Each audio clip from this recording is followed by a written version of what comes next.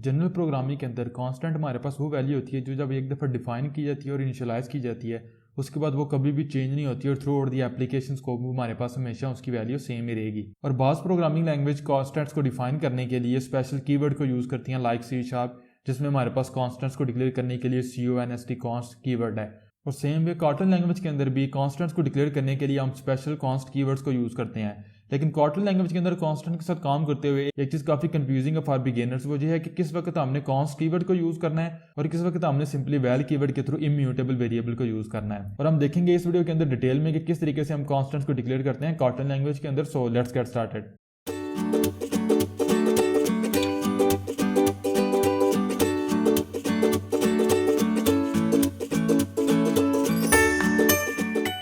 So what's up everyone, Saif here with another video on Kotlin central training. और Kotlin language की इस video के अंदर हम ये देखेंगे कि किस तरीके से हम कांस्टेंट्स को डिफाइन करते हैं और यूज़ करते हैं कॉटलन लैंग्वेज के अंदर।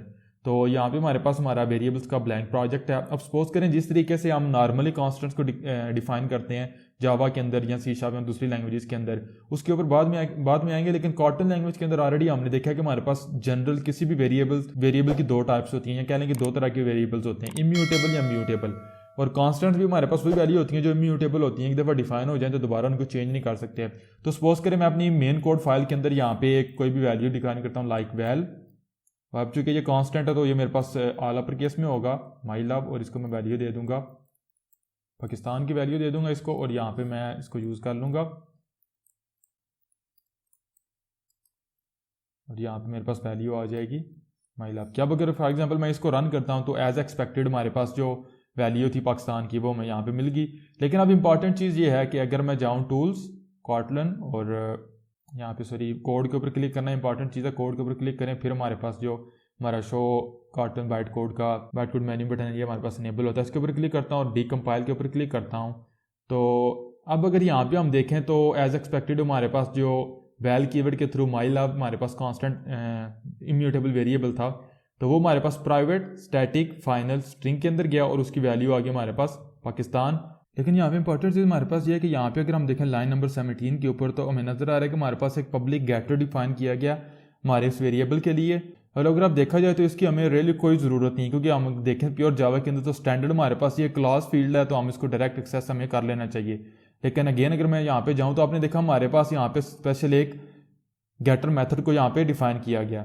ऑल्दो इस गेटर मेथड को यहाँ पे यूज़ तो नहीं किया गया वैल्यू को जो है कंकैटिनेट करने के लिए, लेकिन फिर भी हमें इस गेटर मेथड की बिल्कुल भी ज़रूरत नहीं है।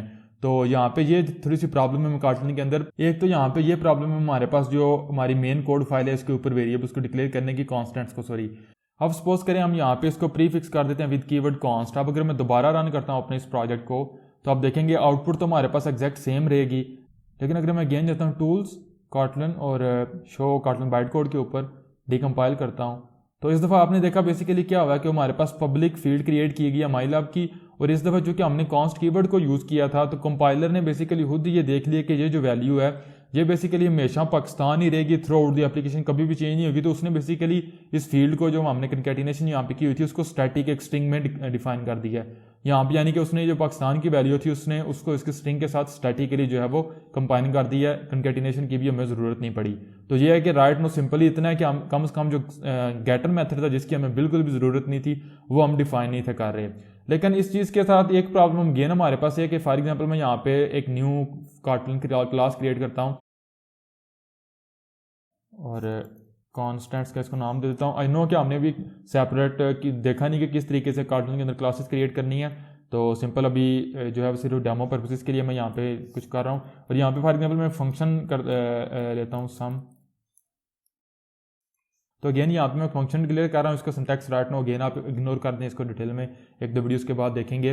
अब फॉर एग्जांपल मैंने अपने इस मेन केटी फाइल की जो मेरे पास कांस्टेंट है, क्योंकि अब ये हमारे पास हमने देखा था पब्लिकली डिक्लेयर हुआ है कॉन्स्ट कीवर्ड की वजह से। तो अब अगर मैंने इसको यहाँ पे एक्सेस करना है तो मैं कैसे करूँगा? अगर तो मैं मेन टाइप करूँगा तो हमारे पास मेन मैथड आ जाएगा, इसकी हमें ज़रूरत नहीं है।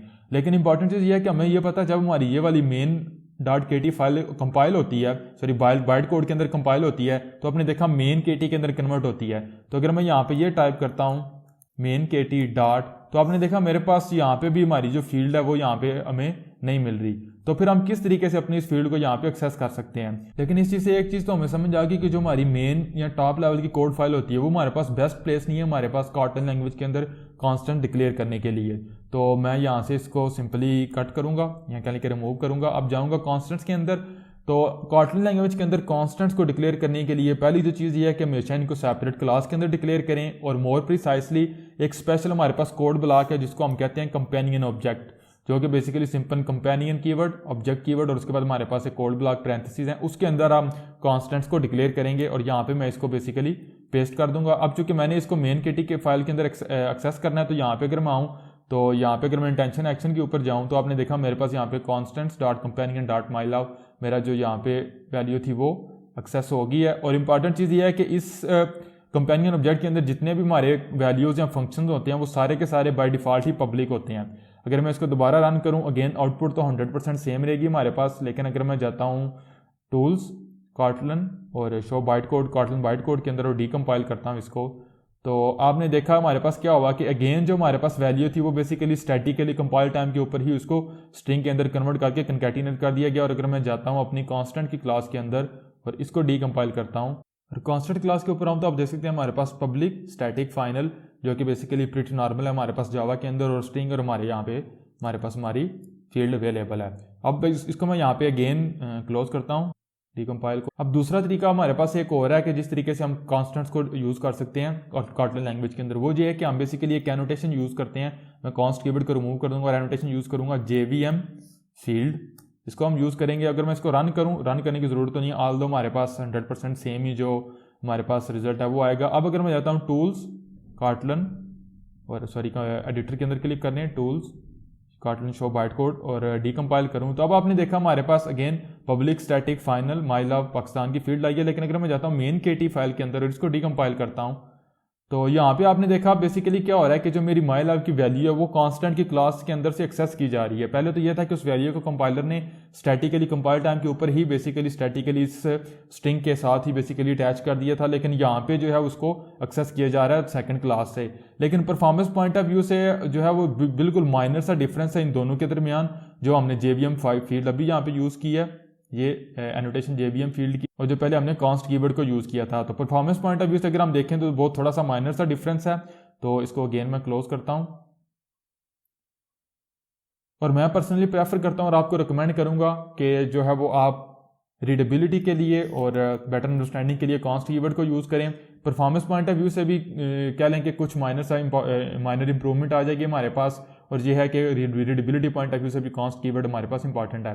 वीडियो एंड करने से पहले इंपॉर्टेंट चीज़ आपको बताता हूँ कंपेनियन ऑब्जेक्ट के रिलेटेड, कि जावा के लैंग्वेज के अंदर कंपेयर किया जाए तो जितनी भी हमारी स्टैटिक फील्ड्स होंगी या स्टैटिक मेथड्स होंगे वो सारे के सारे हमारे यहाँ पे कंपेनियन ऑब्जेक्ट के अंदर आएंगे, या इसके अलावा भी आप जितने भी कांस्टेंट डिक्लेयर करेंगे वो सारे के सारे हमारे पास आएंगे। अब ये हमारा जो कांस्टेंट है ये थ्रू आउट द एप्लीकेशन हमारे पास अवेलेबल रहेगा, पब्लिकली हमारे पास अवेलेबल रहेगा, और हम एटलीस्ट जो हमने देखा था मेन कोड फाइल के अंदर कांस्टेंट डिक्लेयर करते हुए कम से कम जो एक्स्ट्रा गेटर्स वगैरह है और एक्स्ट्रा ऑब्जेक्ट्स हैं वो हमें क्रिएट करने नहीं पड़ेंगे। तो इसके साथ ही मैं वीडियो को स्टॉप करता हूँ। होप्स आप लोगों को समझ आ चुकी होगी कि काफ़ी इंपॉर्टेंट चीज़ थी हमारे पास कि किस तरीके से कॉटन लैंग्वेज के अंदर हम कंपेनियन ऑब्जेक्ट्स को यूज़ करते हैं डिफरेंट कॉन्स्टेंट्स को डिक्लेयर करने के लिए और उनको यूज़ करने के लिए। तो मिलता हूँ इंशाल्लाह आप लोगों से नेक्स्ट वीडियो में। अगर वीडियो पसंद आई तो प्लीज़ लाइक कीजिएगा and see you guys in the next video where we will work on functions in Kotlin language. So अल्लाह हाफिज़।